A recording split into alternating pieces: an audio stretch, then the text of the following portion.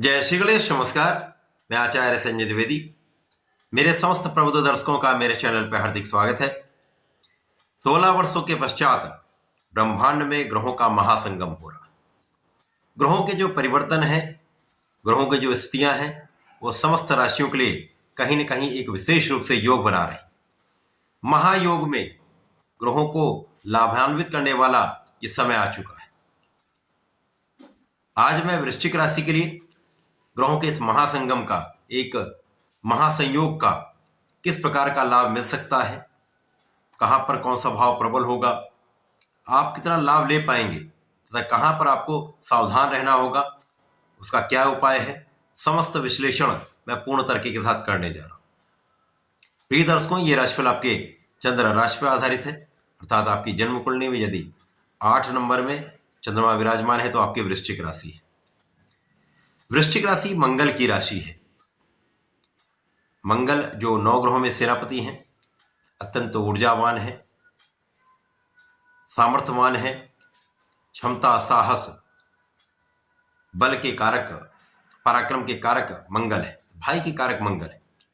तो मंगल की राशि के लिए, वृश्चिक राशि के लिए जो ग्रहों की स्थितियां बन रही हैं वो किस प्रकार है। यदि हम स्थितियों को देखते हैं तो यहां पर लग्न में ही मंगल होंगे 16 दिसंबर के पश्चात। इसके पश्चात इनका 27 दिसंबर को धनु राशि में परिवर्तन हो जाएगा, जहां पर ये सूर्य के साथ एक महायोग में आ जाएंगे। अब चूंकि मंगल लग्नेश है, इसलिए सर्वप्रथम इनको लेना अत्यंत आवश्यक है। इसके पश्चात शुक्राचार्य का परिवर्तन 25 दिसंबर को मंगल की वृश्चिक राशि में हो जाएगा, वो लग्न में गोचर करना प्रारंभ कर देंगे। सूर्य तथा मंगल का यह संयोजन 14 जनवरी तक चलेगा। उसके पश्चात 15 जनवरी से सूर्य की मकर संक्रांति होगी, जब ये मकर राशि में गोचर करना प्रारंभ करेंगे। इसी प्रकार से बुध जो वर्तमान समय में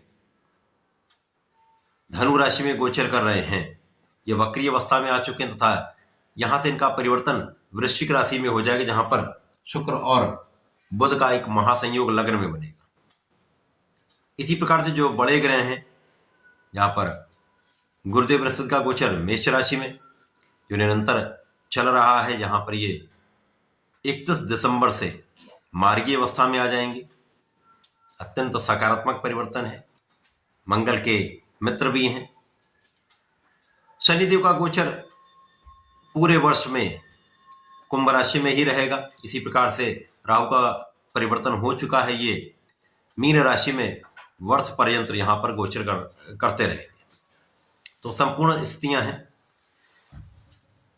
लग्न अत्यंत प्रबल है, चूंकि लग्नेश वर्तमान समय में लग्न में ही है, जो अति प्रबल स्थिति को दर्शाता है। आपकी लग्न को प्रबलता मिल रही है।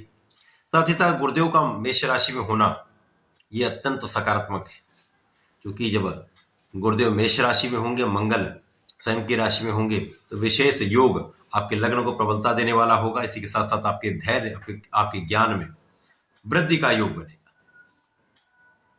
इसके पश्चात जो परिवर्तन होंगे, जब शुक्र आपकी लग्न में आ जाएंगे, बुध 28 दिसंबर के बाद आपके लग्न में आ जाएंगे, मंगल द्वितीय भाव में, धन भाव में सूर्य के साथ होंगे।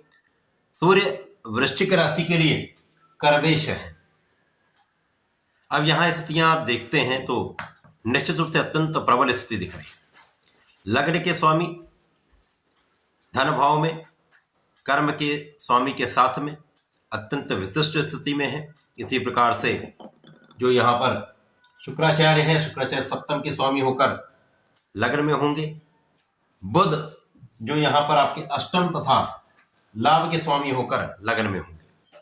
लग्न में महालक्ष्मी योग का निर्माण होगा, धन भाव में महापराक्रमी योग का निर्माण होगा।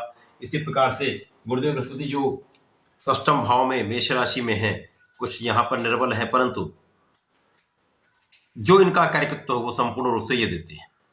शनिदेव अत्यंत प्रबल अवस्था में चतुर्थ भाव में गोचर कर रहे हैं। यद्यपि यहाँ पर ढैया का प्रभाव रहेगा, परंतु वृश्चिक राशि के लिए ये अत्यंत सकारात्मक परिणाम देने वाले हैं।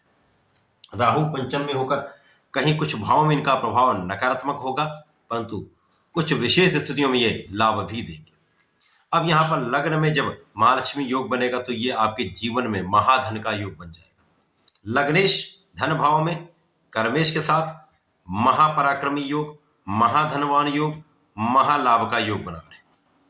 आप अत्यंत आकर्षक भी होंगे, ऊर्जावान भी होंगे, प्रभावशाली भी होंगे, बहुत व्यवहारिक भी होंगे। यहाँ पर आपका शासन सत्ता का गुण अत्यंत प्रबल हो जाएगा। आपके प्रभाव में 100% वृद्धि होगी। आपके यश में अत्यंत वृद्धि होने वाली है। आपके कार्यक्षेत्र में अत्यंत प्रगति होने वाली है। कार्यक्षेत्र में पद का लाभ मिलेगा, कार्यक्षेत्र में धन का लाभ मिलेगा, कार्यक्षेत्र के विस्तार का योग बनता है तथा यहाँ पर आपके सुखों का उपार्जन निश्चित रूप से होगा। धन वृद्धि, वैभव वृद्धि, ऐश्वर्य वृद्धि निश्चित है। यहाँ पर यदि आप राजनीति में हैं, राजनीति से संबंधित में हैं, तो यहाँ पर आपके लिए विशेष योग बन रहे हैं जो आपके लिए सकारात्मक लाभ देने वाला है, जीवन को एक विशेष दिशा देने वाला है। नए अवसर की प्राप्ति होने वाली है, लोगों का संपूर्ण सहयोग प्राप्त होगा, लोगों के बीच में आप एक लोकनायक का आपके अंदर एक भाव उत्पन्न होगा जो आपके लिए अत्यंत सकारात्मक परिणाम देने वाला है, जो आपके भविष्य के लिए अत्यंत लाभदायक होने वाला है। परंतु यहां पर आपको अपने वाणी पर नियंत्रण रखना होगा, क्योंकि यहां पर आपका पराक्रम बढ़ा हुआ होगा, आप लाभ लेंगे, आपका कार्यक्षेत्र अत्यंत प्रबल होगा, आप अत्यंत सफल होंगे। तो कहीं ना कहीं यहाँ पर एक अहंकार का भी भाव उत्पन्न हो जाता है, अहंकार भी होगा, कहीं ना कहीं वाणी अत्यंत कठोर हो जाती है। तो यहाँ पर अपने वाणी पर नियंत्रण रखना होगा, अहंकार से बचना होगा। शनि का प्रभाव आपका कार्यक्षेत्र बढ़ाने वाला होगा, कार्यक्षेत्र में प्रगति अवश्य होगी, परंतु कुछ देर हो सकती है, कार्य की सफलता में कुछ देरी लग सकती है। आपको धैर्य अवश्य रखना होगा। जब ढैया चलती है तो कहीं ना कहीं कार्य विलंबित होते हैं।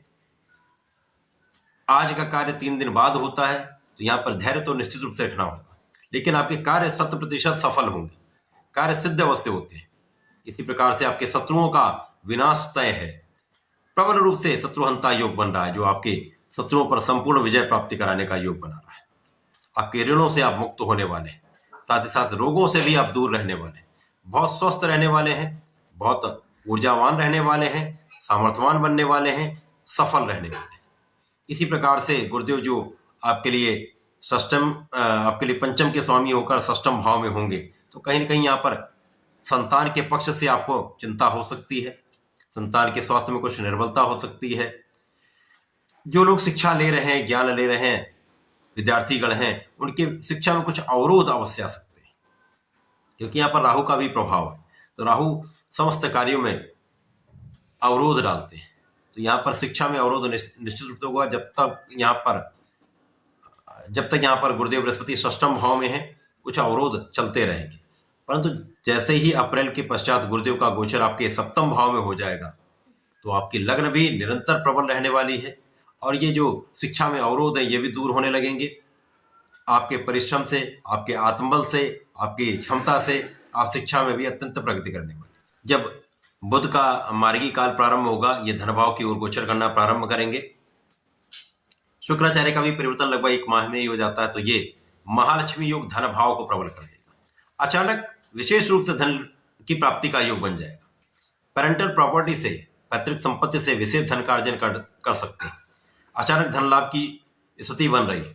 परिवार के सदस्यों में सामंजस्य अच्छा रहेगा। आपकी वाणी अत्यंत प्रबल रहने वाली है, वाणी अत्यंत प्रभावशाली रहने वाली है, सौम्य आप रहने वाले, जिसके कारण आपके समस्त कार्यों में प्रगति निश्चित है।